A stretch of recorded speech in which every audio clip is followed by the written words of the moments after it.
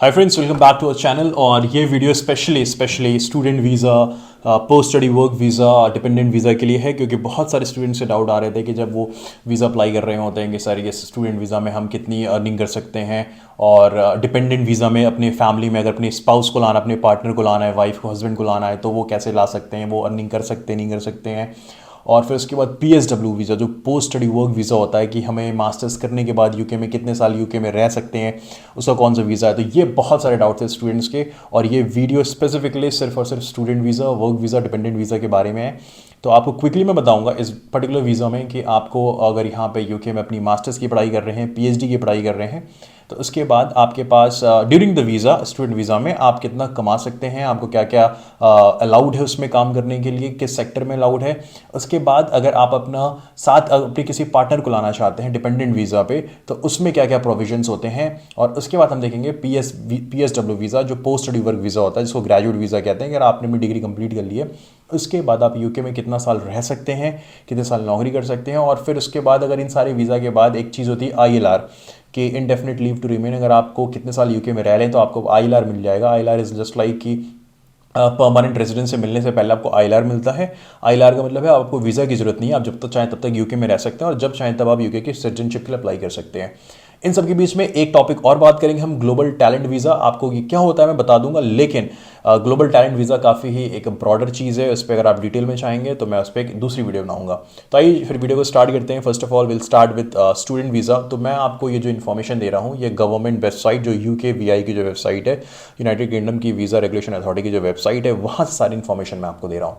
तो आइए स्टार्ट करते हैं। फर्स्ट ऑफ ऑल, जैसा कि आपको पता है, अगर स्टूडेंट वीज़ा की बात करें तो आपको पता है स्टूडेंट वीज़ा कौन कौन अप्लाई कर सकते हैं। तो जैसा कि आप यहाँ वेबसाइट पे देख सकते हैं कि अगर आपके पास यहाँ पे कोई ऑफर लेटर है, किसी यूनिवर्सिटी पढ़ने का आपके पास एडमिशन है, मतलब you have been offered a place university में, तो आप इसके लिए स्टूडेंट वीज़ा अप्लाई कर सकते हैं। और उसमें अगर आपके पास, यू हैव टू शो कि आपके पास मनी है, वो आपको अपने सपोर्ट करने के लिए, आपके अपने कोर्स को पे करने के लिए। तो ये अगर आपको अब स्कॉलरशिप मिल गई है तो आपका स्कॉलरशिप लेटर आपके मनी के फाइनेंशियल जो एविडेंस है वो सेटिस्फाई कर देगा। अगर आप सेल्फ फंडिंग से आ रहे हैं तो आपको वहाँ पे अपनी बैंक स्टेटमेंट एंड एवरीथिंग आपको दिखानी पड़ेगी। दूसरा, ये क्वेश्चंस तो मतलब मैं इतने जवाब दे चुका हूँ उस पर। सारे बच्चे पूछते हैं सर क्या IELTS की ज़रूरत है, TOEFL की ज़रूरत है, इंग्लिश स्पीकिंग कोर्स की ज़रूरत है। मुझे समझ में नहीं आता आप इतना घबराते क्यों हैं इस कोर्स से। इंग्लिश स्पीकिंग कोर्स अगर आप कर लेते हैं तो आपकी चांसेस बहुत ज़्यादा बढ़ जाते हैं, क्योंकि ये एक बहुत मेजर इंपॉर्टेंट चीज़ है और ये आपको करनी पड़ेगी। हम बात करें इंडियन स्टूडेंट्स की या पाकिस्तानी स्टूडेंट्स की, तो आपको मैंने बता रखा है कि हमारी first language is not English, so if you want to study in English then you really need this score, और ये स्कोर आपके लिए चाहिए ही चाहिए होगा। कई बार होता है स्कॉलरशिप में नहीं चाहिए होता है, स्कॉलरशिप के बाद में चाहिए होता है, क्योंकि जब यूनिवर्सिटी से ऑफर लेटर ले रहे होते हैं तब चाहिए होता है। तो basically IELTS score generally universities demand करती हैं, ये स्कॉलरशिप बॉडीज डिमांड नहीं करती, क्योंकि स्कॉलरशिप बॉडी का काम है आपको स्कॉलरशिप देना, आप एप्लीकेबल हैं या नहीं, आप एलिजिबल हैं एडमिशन के लिए, ये यूनिवर्सिटी डिसाइड करती है, और यूनिवर्सिटी को चाहिए होता है ये पर्टिकुलर IELTS को। तो प्लीज़ आप जितना जल्दी हो सके इसके लिए अप्लाई करें, और वो कोई डिफिकल्ट नहीं होता, ये इजी होता है। मतलब मैंने जब अपने टाइम पे दिया था तो मैंने इसके लिए कोई कोचिंग, कुछ प्रिपरेशन नहीं करी थी, बस एक हफ्ता यूट्यूब पे टाइम बिताया था, और एक हफ्ते यूट्यूब की प्रिपरेशन से मैंने अपना ठीक ठाक स्कोर ले आया था। तो अगर आप इस पर वीडियो चाहते हैं तो just let me know in the comment section, IELTS पे कैसे कैसे कर सकते हैं हम जल्दी से करने के, ताकि स्कोर कैसे हमारे रीजनेबल स्कोर आ सकें, उस पर वीडियो बना सकते हैं हम। Okay, coming back to this. और फिर ठीक है, आपके having consent from your parents if you are 16 और 17, और you will have evidence of this when you apply. अगर आप 18 से अबव हैं तो उसमें कोई दिक्कत नहीं सारी चीज़ों की। तो ये हो गया आपका स्टूडेंट वीज़ा। आप कब अप्लाई कर सकते हैं, तो आपको जब यूनिवर्सिटी में आपका एडमिशन 6 मंथ्स, आप देख सकते हैं 6 months before you start your course, तो इससे पहले आपको अप्लाई करना है, और आपको 3 वीक्स में आपके डिसीजन मिल जाते हैं। अगेन, स्टूडेंट वीज़ा में भी आपके 3 कैटेगरीज होते हैं जब आप स्टूडेंट वीज़ा अप्लाई करते हैं। एक नॉर्मल स्टूडेंट वीज़ा होता है जो आपको 3 to 4 वीक्स में पता चलता है, एक आपका प्रायोरिटी वीज़ा होता है जो आपको 3 दिन में पता चलता है, और एक होता है सुपर प्रायोरिटी वीज़ा जो आपको 1 दिन में उसका रिजल्ट मिल जाते हैं। लेकिन ऑब्वियसली इनकी प्राइस भी वेरी करती है। मेरे ख्याल से जो नॉर्मल वीज़ा है वो 40,000 का शायद होता है approx, I am not sure, please check करिएगा। इंडिया का बता रहा हूँ मैं, 40,000 rupees. Priority visa is around somewhere 60,000, and super priority visa somewhere like 1 lakh rupees. तो डिपेंड करता है आपको कौन सा वीज़ा लेना है। और देखिए, स्टूडेंट वीज़ा में एक चीज़ स्टूडेंट्स नहीं पता होती, बता देता हूँ आपको। जब यहाँ पे यूके पढ़ने आते हैं तो आपको एक इमिग्रेशन हेल्थ सरचार्ज देना होता है। वो करीब इंडियन करेंसी में आपका 3.5 लाख 4 लाख होता है। ये एक्चुअली आपका यहाँ पे यूके में जब आप आएंगे तो आपका हेल्थ इंश्योरेंस रहेगा। तो एक यूके में एनएचएस बॉडी है, नेशनल हेल्थ सर्विस, जो पूरे यूके में हेल्थ सेक्टर को गवर्न करती है, रेगुलेट करती है। तो आपका इंश्योरेंस हो जाएगा। यहाँ पे आपको कोई भी दिक्कत होगी मेडिकल की तो आपका सब कुछ फ्री ऑफ कॉस्ट होगा। तो वो बहुत इंपॉर्टेंट होता है स्टूडेंट वीज़ा पे लेना। अभी जो मैंने आपको बताया है 3.5 लाख 4 लाख, ये पीएचडी का बता रहा हूँ। ये कैलकुलेट कैसे होता है, आपका कितना लंबा कोर्स है वो यूके गवर्नमेंट की इसी वेबसाइट पर आप जाकर अपना डाल दीजिए कि मेरा कोर्स की स्टार्टिंग डेट ये है, एंड डेट ये है, और वो आपको बता देगा कि आपको कितना इमिग्रेशन हेल्थ सरचार्ज लगेगा। तो आपके वीज़ा में आपको ये अमाउंट भी पे करना होता है। तो अगर आपको कोई फुल्ली फंडेड स्कॉलरशिप मिलती है आपको, तो स्कॉलरशिप में ये कवर्ड होता है। ध्यान दीजिएगा, अगर आपको कोई फुल्ली फंडेड स्कॉलरशिप मिल रही है तो आपको अपना इमिग्रेशन हेल्थ सरचार्ज, जो हेल्थ इंश्योरेंस है, वो भी आपको पूरा वहाँ से पे हो जाएगा। अगर आप सेल्फ फंडिंग से हैं तो वो आपको खुद से देना पड़ेगा। तो ये आपको पता होना ज़रूरी था। उसके बाद अगेन आपको पता है जो आपके स्टूडेंट वीज़ा है उसमें आप कितनी वर्क कर सकते हैं। तो वो आपको बता देता हूँ कि आप स्टूडेंट वीज़ा पे एक वीक में 20 आवर्स की नौकरी कर सकते हैं। अभी 20 आवर्स की नौकरी में क्या क्या है, आपका जो पार्ट टाइम जॉब्स होते हैं, वो पार्ट टाइम जॉब्स में हाई पेइंग जॉब्स भी होती हैं, लो पेइंग जॉब्स भी होती हैं। उसमें मैंने एक सेपरेट वीडियो बना रखी है, वो आप वीडियो देख सकते हैं। आपको पता चल जाएगा कि आप एक वीक में जो ये 20 घंटे की काम कर सकते हैं उसमें कौन कौन से काम अलाउड हैं। ठीक है, तो ये तो हो गया सब कुछ स्टूडेंट वीज़ा के बारे में। ठीक है, अब हम आगे बढ़ते हैं। जो नेक्स्ट वन है हमारा, वो है डिपेंडेंट वीज़ा। अब डिपेंडेंट वीज़ा में बड़े डाउट्स स्टूडेंट्स से आते हैं कि सब अपने पार्टनर को लाना है, अपनी वाइफ को लाना है, अपने हस्बैंड को लाना है, तो वो क्या आ सकते हैं? क्योंकि कई सारी स्कॉलरशिप हैं, जैसे उसमें जो कॉमनवेल्थ में अलाउंसेस मिलते हैं आपके डिपेंडेंट, आपके जो स्पाउस पार्टनर आते हैं, लेकिन that's a very limited allowance. तो क्या उस लिमिटेड अलाउंस में हमारे पार्टनर सर्वाइव कर पाएंगे? तो मैं आपको एक चीज़ पहले बताता हूँ।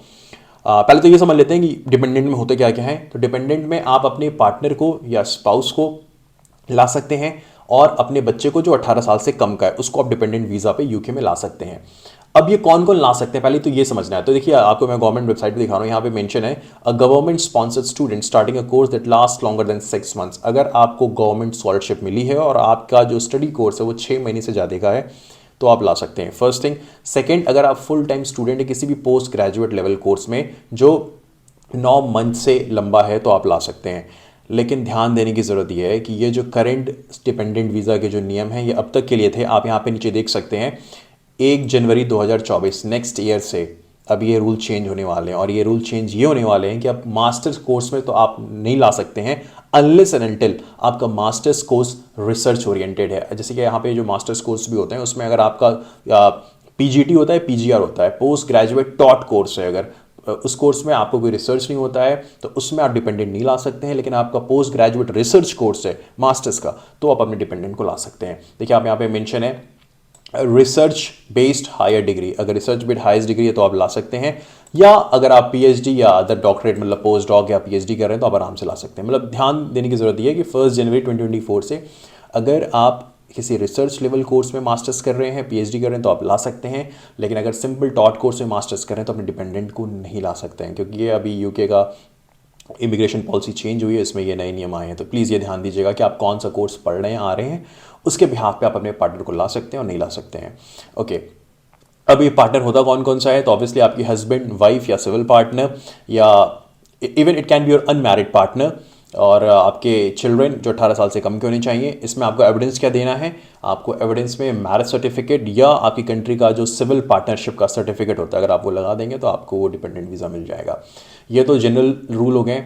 अब कुछ केसेस में अलाउंसेस मिलते हैं, कुछ केसेस में नहीं मिलते हैं। तो मैं आपको यहाँ पे बता देता हूँ जो बेस्ट पार्ट है यूके के डिपेंडेंट वीज़ा का, जो काफ़ी लोग अप्रिशिएट करते हैं, वो ये है कि यहाँ पे अगर आपको डिपेंडेंट वीज़ा मिला है, लेट्स से मान लीजिए कि आपकी वाइफ को पीएचडी यहाँ पे कर रही है या मास्टर्स कर रही है, किसी रिसर्च कोर्स कर रही है यूके में, और उनके हस्बैंड उनके साथ यूके आए हैं, तो उनके हस्बैंड डिपेंडेंट वीज़ा पे यूके में फुल टाइम पे नौकरी कर सकते हैं।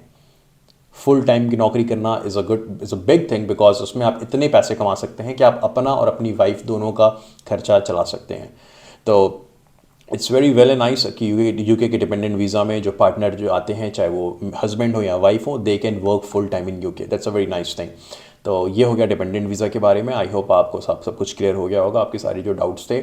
अगर फिर भी कोई डाउट्स होगा क्वेश्चन पूछिएगा। The next and last is the graduate visa. अभी ग्रेजुएट वीज़ा क्या होता है? देखिए, ग्रेजुएट वीज़ा जिसको फॉर्मली पीएसडब्ल्यू वीज़ा कहते हैं, तो post study work visa. Let's say अगर आप यहाँ यूके में आपने मास्टर्स करी है, तो मास्टर्स करने के 1 साल मतलब मास्टर्स कंप्लीट हुआ उसके बाद आप 2 साल तक यूके में नौकरी कर सकते हैं। मतलब इसके लिए देखिए आपको मैं बताता हूँ, अगर आप यूके में नौकरी करना चाह रहे हैं तो उसके लिए आपको स्किल्ड वीज़ा चाहिए होता है। स्किल्ड वीज़ा आपको स्पॉन्सर करती हैं कंपनियां। और कोई कंपनी में आपकी नौकरी लगती है तो वो कंपनी अगर आपको स्पॉन्सर कर रही है आपके वीज़ा को, तब आप यूके आगे नौकरी कर सकते हैं। लेकिन ये जो PSW जो ये आपका ग्रेजुएट वीज़ा है, इसमें आपको स्पॉन्सरशिप की ज़रूरत नहीं है। इसका मतलब ये कि आपका जब कोर्स कंप्लीट हो गया है, आप यूके में अपने स्टूडेंट वीज़ा को आप ग्रेजुएट वीज़ा में कन्वर्ट करा लेंगे और उसके बाद आप यूके में रह के नौकरी ढूंढ सकते हैं। और इस समय आपको नौकरी मिलने के चांसेस ज़्यादा इसलिए होते हैं क्योंकि आपका जो एम्प्लॉयर होता है उसको टेंशन नहीं होती है कि उसको आपको स्पॉन्सर करना पड़ेगा आपके वीज़ा को। क्यों? क्योंकि आपके पास ऑलरेडी 2 साल रहने का वीज़ा है। Got it. The same thing जो PhD के स्टूडेंट्स होते हैं, वो PhD के स्टूडेंट्स यूके में 3 साल तक रह सकते हैं अपनी PhD कंप्लीट करने के बाद, और उस 3 साल में वो खुद से नौकरी ढूंढे और नौकरी करें। लेकिन उसमें उनको टेंशन किस चीज़ की नहीं लेनी है कि उन्हें किसी स्पॉन्सरशिप नौकरी की ज़रूरत नहीं जहाँ पे उनके एम्प्लॉयर को उनके वीज़ा का भी स्पॉन्सर करना पड़े। तो that's a very good thing कि अगर आप यूके में करने के बाद कुछ एक्सपीरियंस लेना चाहते हैं यहाँ की इंडस्ट्री का, यहाँ की मार्केट का, तो आप मास्टर्स करने के बाद 2 साल यूके में रह सकते हैं, आपको ग्रेजुएट वीज़ा मिल जाएगा। उसके बाद आपको नौकरी ढूंढनी है। और अगर आपने PhD करी है उसके बाद आप रहना चाहते हैं तो आपको स्पॉन्सरशिप वीज़ा ढूंढने की कोई ज़रूरत नहीं है। आप अपने स्टूडेंट वीज़ा को ग्रेजुएट वीज़ा में कन्वर्ट कराएंगे और 3 साल यूके में आराम से रह सकते हैं। वहाँ पे आप नौकरी ढूंढिए और अपनी नौकरी करिए।